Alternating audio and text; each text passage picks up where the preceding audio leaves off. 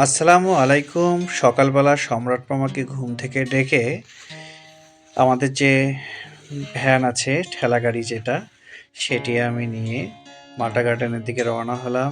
নাহিদ, সাকিব, বাবু সবার সাথে দেখা। এরা সকলে পিয়ার অ্যাগ্রো টিমের সাথে জড়িত, পিয়ার অ্যাগ্রো ফার্মের সাথে জড়িত। তারা পিয়ার অ্যাগ্রোর সুখে দুঃখে সবসময় পাশে থাকে। আজকে পিয়ার অ্যাগ্রোর মাল্টা গার্ডেন সেটির পরিচর্যার কাজ চলছে।